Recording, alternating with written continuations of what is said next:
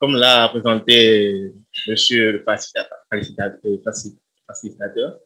je m'appelle Randolph Idové Agrico, je suis issu de formation et depuis cette année, je suis étudiant en IT2. Mais en dehors de mon travail d'archiviste, je suis aussi un blogueur et je fais aussi un peu de community management orienté vers les archives, c'est-à-dire comment valoriser les archives avec les outils numériques existants. Le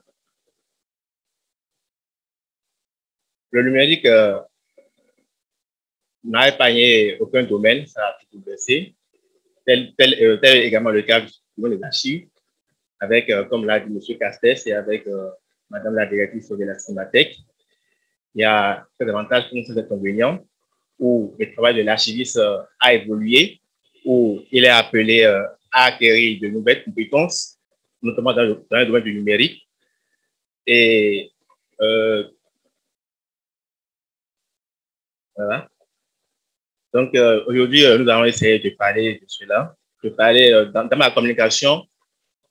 Je ne savais pas qu'il y aurait d'autres panélistes, donc c'était un peu plus complexe, plus élaboré. J'avais voulu parler brièvement de la chaîne archivistique, mais M. Castes en a déjà parlé, que vous pouvez voir sur PIAF, et de même que Madame la directrice de la Cinémathèque. Donc, la chaîne archivistique, elle est composée essentiellement de 5 étapes, que sont d'abord la collecte, le traitement, la communication, la conservation, la communication, et puis en dernière position, la valorisation. Et c'est ce dernier concept qui est l'objet aujourd'hui de notre communication. Mais avant de parler de la valorisation, je vais d'abord essayer de faire une différence entre valorisation et diffusion.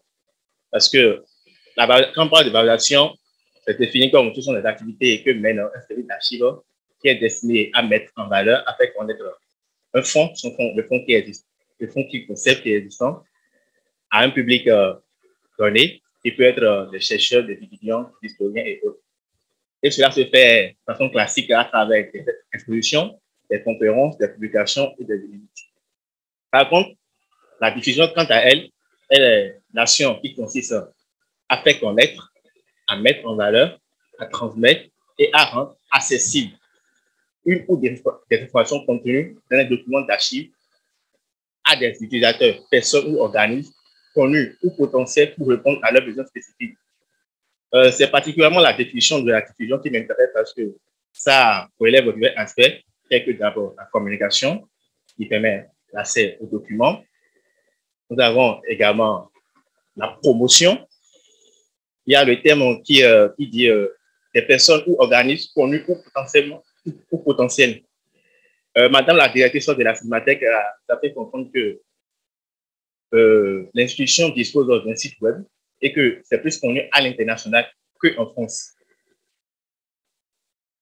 Voilà. Et aussi, mais qu'est-ce qui explique cela?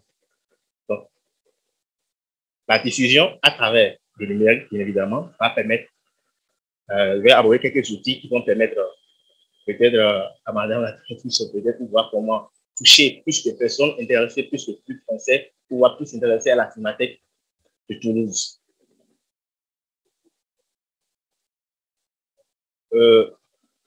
Pourquoi utiliser le numérique pour valoriser les archives? Nous parlons aujourd'hui des archives audiovisuelles. Le premier avantage du numérique que lui permet, c'est celui de l'économie de l'abondance. C'est-à-dire quoi? Quand nous prenons, je vais prendre l'exemple toujours de la Cinémathèque de Toulouse, quand un document existe, en format vidéo, bien papier, photo et autres, si un usager vient demande la même photo, un autre usager ne pourra plus avoir accès au même contenu. Alors qu'avec le numérique, les usagers peuvent avoir accès aux documents depuis leur maison si cela existe sur Internet, sur un site web ou même au sein de l'institution même. À part cela, ça permet également, ça facilite également l'accès à l'information. La personne n'a plus besoin forcément de se déplacer et de pouvoir venir avoir un document. Déjà, avec le numérique, avec l'Internet, site web et autres, le document existe déjà en ligne. Il peut déjà se connecter, télécharger et avoir accès à son document. Et pour une petite anecdote, je sais que bon, ça n'a rien à voir avec l'archive audiovisuelle, mais avec mon travail de blogging, je reçois beaucoup de messages, ou souvent d'Algériens, qui me demandent de les aider à avoir accès à des étiquettes de naturalisation. Pour les aider, la première chose que je passe souvent sur le site de France Archives pour voir si ça existe ou pas. Et après, je leur donne, si je ne trouve pas, je leur dis quoi faire.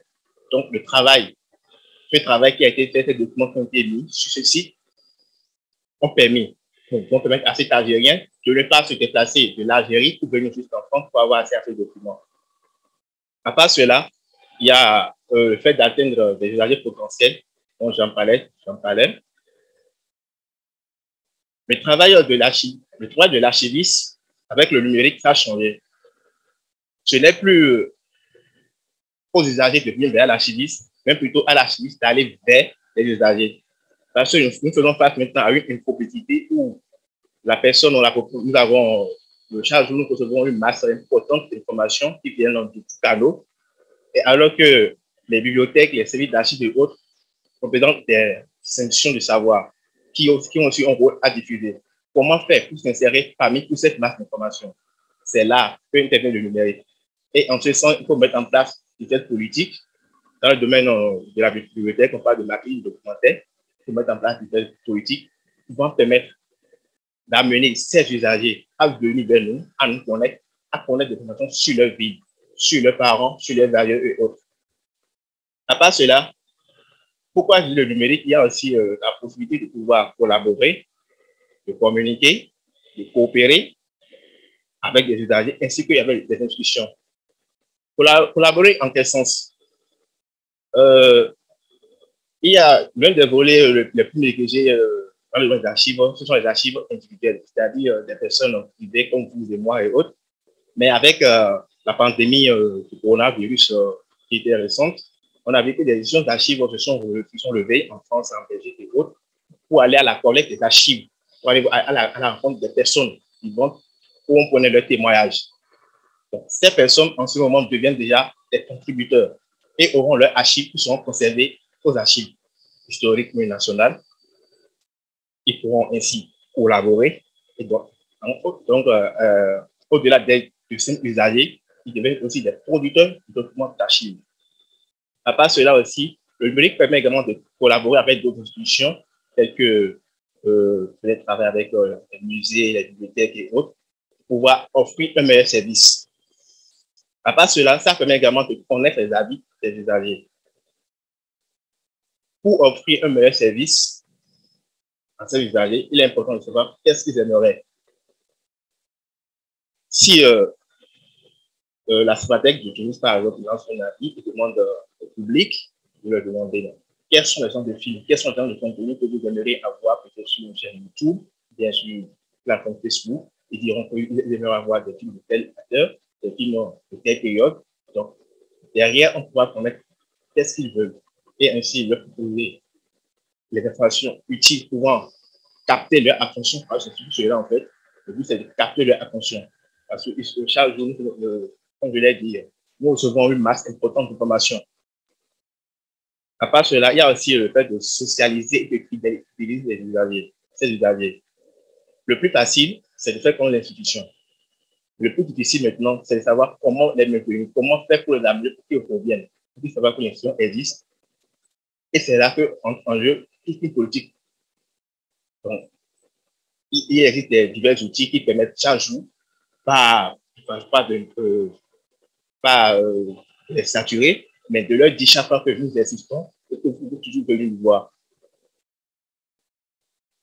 À part cela, il y a aussi le numérique permet d'assurer la visibilité du domaine des archives. Parce que, comme l'avait dit le facilitateur, il avait calqué l'archive comme la poussière, alors que le travail, ça a évolué. On l'a bien dit avec le numérique qui est rentré où on est parti de l'analogie au numérique. L'archiviste d'antan n'est plus l'archiviste d'aujourd'hui. Donc, avec le numérique, et c'est le travail que moi je fais surtout avec mon blog, où je me souviens, il y a déjà 2 ans, j'avais lancé une campagne en temps où on avait fait une sorte de micro-trottoir, où on allait vers des là, on leur demandait c'est quoi, archives et autres. Et les réponses qu'ils donnaient, c'était archives égales que papier, égales poussière. Ce qui nous a montré qu'il y avait une certaine méconnaissance des archives. Donc, avec le numérique, on peut créer des publications, des affiches, des articles de blog, des vidéos et autres qui permettent d'enseigner, de dire un peu plus sur le domaine et ainsi de baser le domaine. Ça permet également aussi de renforcer l'image, la réputation, la visibilité et le positionnement de son institution. Aujourd'hui, les administrations, qu'elles soient du domaine public ou du domaine privé, sont presque tous sur Internet. Ils ont compris que la relation a changé et que l'Internet fait partie intégrante de la vie de nous tous. Donc, ils mettent en place toute une campagne de communication sur les réseaux sociaux et autres qui permettent d'assurer leur e-réputation.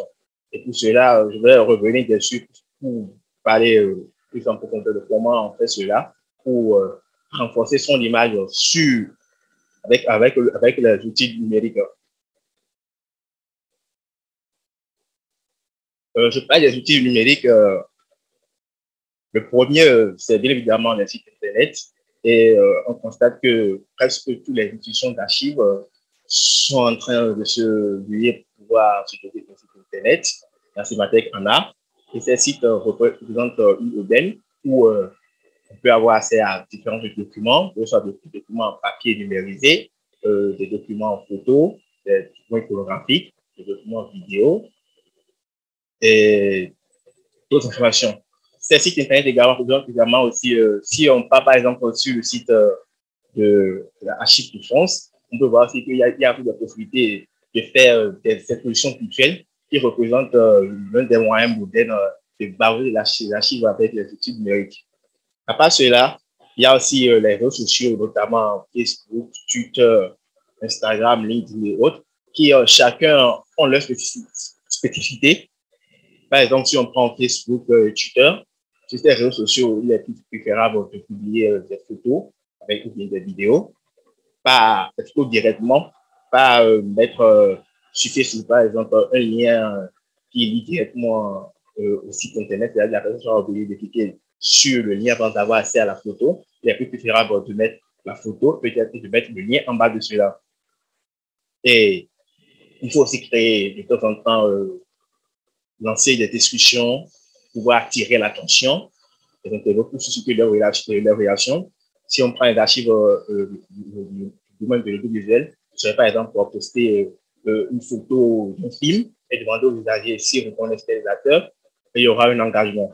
Ce sera des questions de culture générale, lancer des jeux pour pouvoir faciliter l'interaction. Il y en a de même sur Twitter également, où il faut des algorithmes divers de réseau à l'autre, où il faut l'adapter et autres. Et aussi utiliser des hashtags qui permettent d'assurer le référencement ou bien le référencement de son site et autres. Il y a l'Instagram où on publie des photos, il faut mettre un peu plus de lumière sur les photos et autres. À part cela, nous avons le blog qui consiste à partager des informations, des contenus sur un sujet donné, partager son avis. On peut partager la liste de son fonds, qui est des nouvelles acquisitions. Si on a travaillé, si on a fait une découverte aux archives, mais dans le local, on peut en parler. À part cela, et en dernière position, nous avons aussi les newsletters qui qui représentent l'outil destiné au public qui ne sont pas atteints des réseaux sociaux. Donc, cela consiste à écrire, à leur envoyer des nouvelles publications et autres directement par leur boîte mail, comme le fait déjà le club.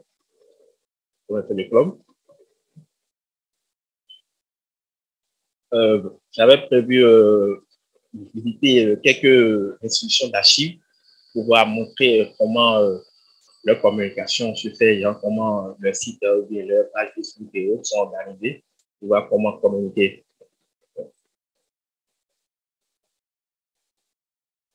Oui, je l'ai sélectionné France Archives. Je suis désolé, je ne vais pas totalement orienter la communication sur les archives visuelles, vous avez souvent remarqué un peu. Donc, j'avais pris France Archives comme exemple pour pouvoir voir l'architecture du site, parce que il y a tout le travail qu'il faut faire, il faut faciliter l'ergonomie du site et autres. Voilà. Déjà ici, par exemple, vous voyez déjà que là, il y a déjà l'onglet recherche où on peut voir qui peut consulter les archives, la généalogie et famille. J'en parlais tout à l'heure avec le collègue des enseignants qui devient souvent. où on peut voir les documents sur l'état civil et autres. S'il y avait l'adresse du site de la Cinémathèque, je pouvais aller dessus peut-être pour voir aussi le site, on allait analyser cela.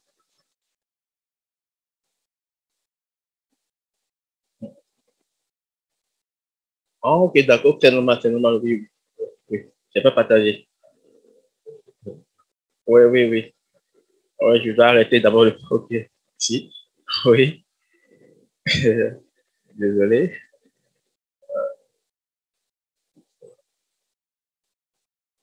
Voilà. Oui, je vois, oui, là, c'est bon maintenant.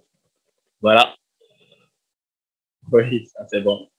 J'ai pas fait attention. Donc, si on parlait, il y a général famille. Si on passe sur l'onglet exposition virtuelle, on peut voir déjà des thématiques qui ont été abordées et autres. On voit par exemple ici les écoles d'Aloéan de 1786 à 1921 qui a été publiée, qui est en ligne et autres. Euh, et la pratique que juste souvent maintenant les archives côté numérique, les expositions, euh, ils le font souvent maintenant sur Instagram qui offre diverses possibilités parce que comme c'est plus les photos et autres. Hein?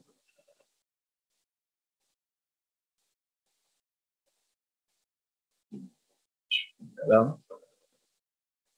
Là, par contre, je ne sais pas si ça va marcher. En fait, ça va me demander de mettre mon identifiant. Pour que ça marche. Okay. Là, je suis pris la page Facebook des archives municipales de Toulouse pour analyser un peu le contenu qui diffuse, où on peut voir clairement que, en feuilletant un peu le site, la page.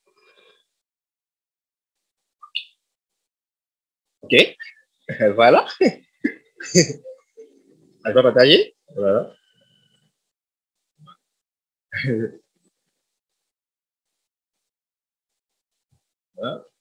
Voilà, ma bien reconnu.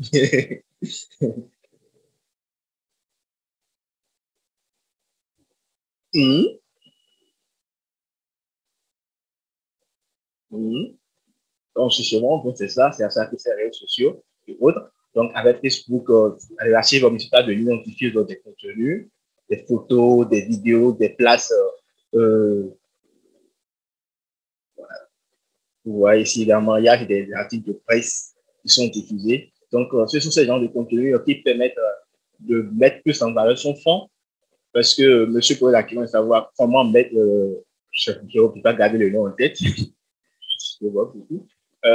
Maintenant, on va parler plus du côté du traitement et autres. Comment rendre cette information accessible au reste du public.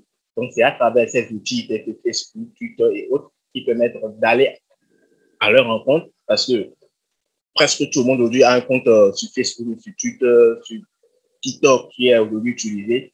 Et comme je le disais, chaque plateforme avec ses spécificités où il faut connaître comment ça fonctionne pour pouvoir mieux s'adapter au public. Donc,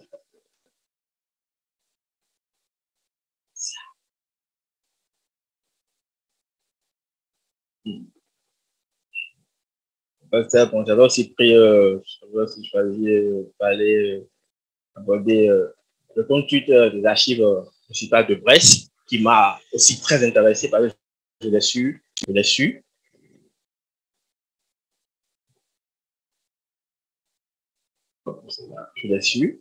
et on peut voir,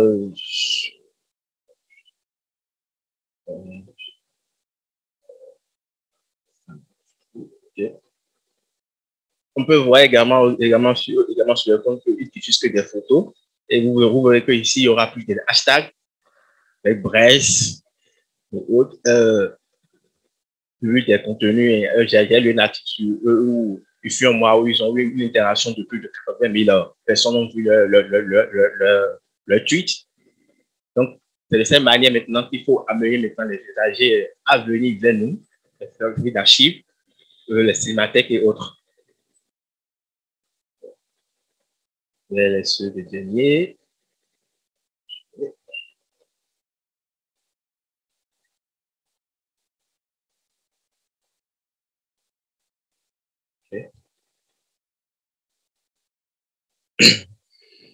Maintenant, communiquer avec le numérique, il y a quelques règles à prendre en compte.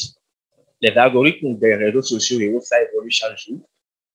Et cela nécessite d'avoir des compétences précises, notamment en termes de community management. Si c'est pour le fait du blogging, il faut avoir les compétences, si on veut que ces articles ou bien les contenus qu'on diffuse soient bien référencés sur les méthodes de recherche, il est important d'avoir des compétences en référencement web, en SEO et autres. Et c'est un travail de longue haleine qui demande patience et il faut privilégier la qualité à la quantité et aussi surtout définir une ligne éditoriale.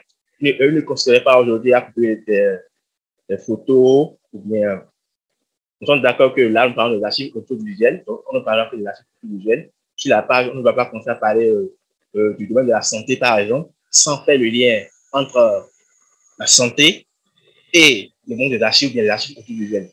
Donc, en parlant d'autres choses que la ligne éditoriale, on risque de se faire punir par les algorithmes et autres de Facebook, même les usagers vont finir par s'enlacer. Donc, il faut surtout être coordonné, définir aussi une périodicité de communication, de diffusion de contenus sur les réseaux sociaux et autres. Ne suffit pas de diffuser des contenus forcément chaque jour et autres. Les gens finiront par s'enlacer, mais définir une période, si c'est que chaque mercredi, il faut diffuser, pour l'envoyer à mercredi à telle date et autres. Pouvoir, et surtout, ne pas aussi trop tarder de diffuser un contenu aujourd'hui, diffuser peut-être dans un mois, dans 2 mois. Ça ne facilite pas aussi le bon référencement parce que avec, tu prends par exemple Facebook, quand tu prends du Facebook, on passe environ 5 secondes de plus sur une publication, et Facebook a l'habitude de proposer des contenus du genre chaque fois. Donc, il est important de connaître ces quelques règles qui ont un rapport avec le community management. Comme je disais, le numérique a révolutionné le métier des archivistes où nous sommes appelés à avoir des compétences dans tout domaine. Et dans le domaine du community management, en est l'exemple par exemple.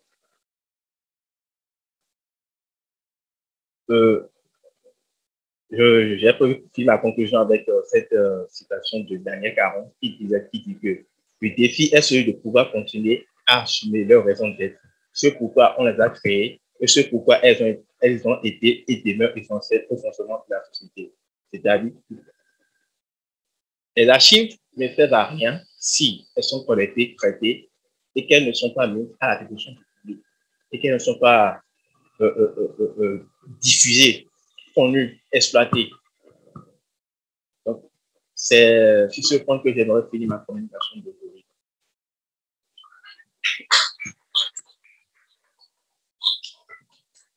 Bon, merci beaucoup. Y a-t-il des questions? Est-ce que vous avez tout compris sur la méthode proposée? Oui.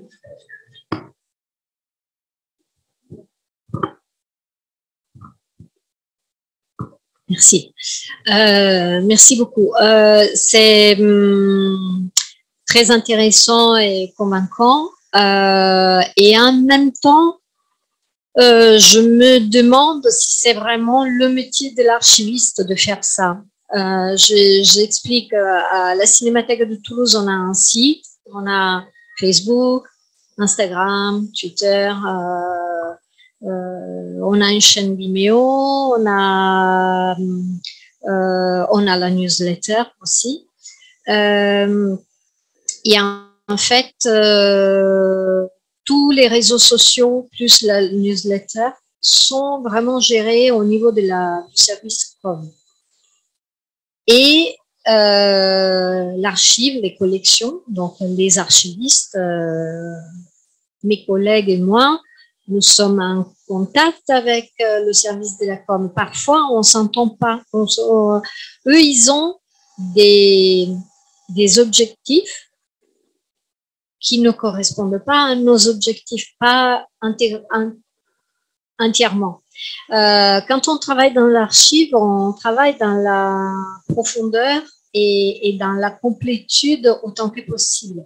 Et c'est très intéressant de rencontrer des chercheurs parce que on peut diriger leur recherche, pas diriger, mais contribuer à leur recherche avec des choses qui nous viennent en tête parce qu'on connaît bien l'archive, parce qu'on connaît bien les collections et on peut en discutant, leur faire un chemin qui n'est pas celui qu'ils feraient tout seul.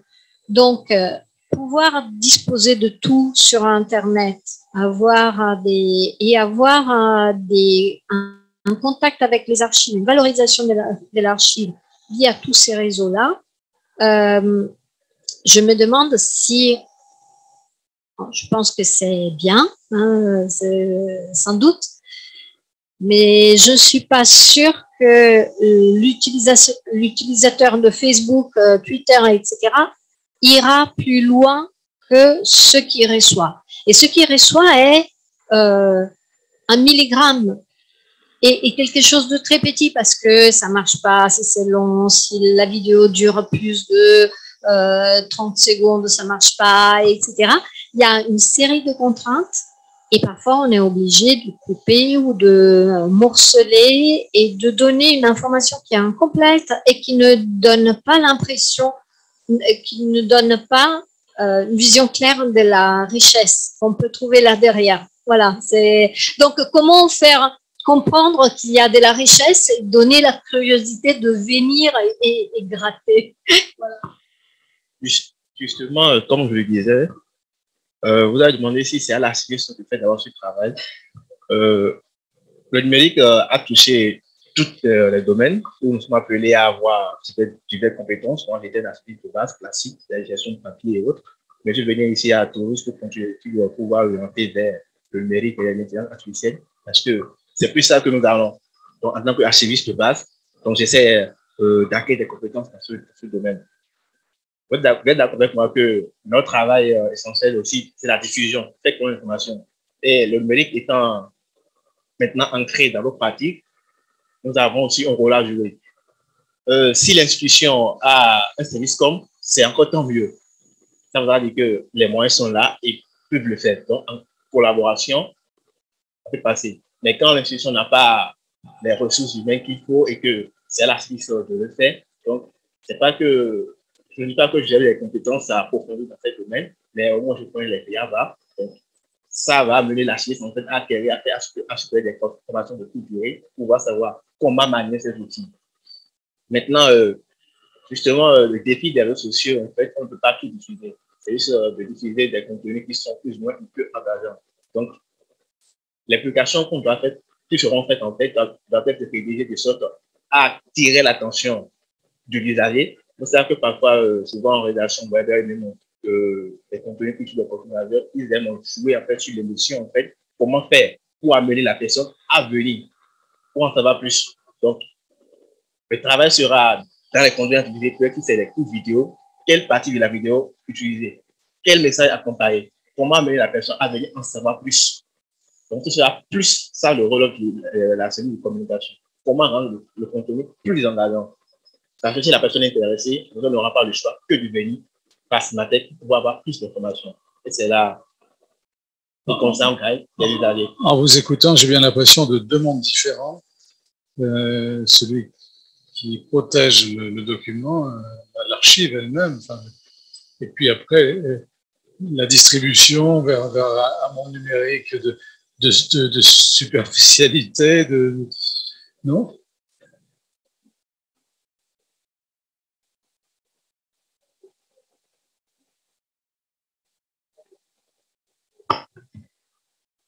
Côté archive, il y a une véritable volonté de valoriser les documents qu'on conserve. On le fait régulièrement, on fait des expositions, on fait des communications, etc.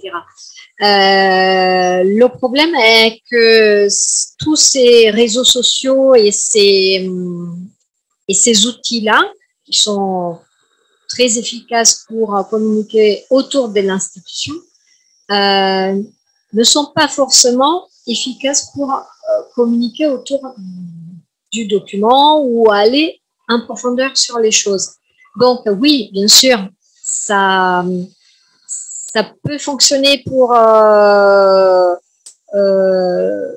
communiquer autour d'une programmation, faire venir des gens à une projection parce que voilà, on met un petit extrait, on met l'anecdote, etc. Mais sur l'archive elle-même, là, il faut commencer à inventer des stories, faire des choses ludiques, etc. Aller dans un jeu d'interactivité. Et je crois que l'archive doit faire un effort pour que ça soit pas juste du gadget, pour que ça soit vraiment utile pour découvrir vraiment et en profondeur les documents et ce qu'on veut mettre en avant. Donc, c'est plus qu'un travail de communication, vraiment un travail de partenariat entre l'archiviste et la communication pour faire en sorte que tous ces outils-là ne soient pas juste du gadget ou pas juste de la réclame. Mais c'est très intéressant et en même temps très difficile à faire. Justement, comme vous l'avez dit, c'est très difficile à faire parce qu'il faut trouver des contenus engageants. Parce que la personne va voir sur les réseaux sociaux, mais comment faire pour pouvoir l'amener c'est comme par exemple les entreprises les entreprises commerciales qui vendent des choses, quand elles publient les choses sur les réseaux sociaux, c'est comment faire pour pouvoir traîner la personne qui a vu le simple lecteur en un client. Comment faire pour qu'il vienne acheter. Donc, c'est en ça que vient notre travail en tant qu'archiviste. Comment faire pour pouvoir les amener à venir vers nous, à ne pas juste s'arrêter à cette photo, à cette petite vidéo qui a été publiée, et comment l'amener à venir. J'aimerais en savoir plus sur cette histoire, sur cette époque. Donc, comme vous le dites, c'est difficile et c'est un travail qui demande beaucoup de compétences. C'est bien. Bon, on atteint la conclusion là parce qu'il faut qu'on poursuive. On arrive vers 8 heures. Merci Randolph. C'était intéressant de confronter un peu les deux perspectives. Je trouve que c'est riche d'informations.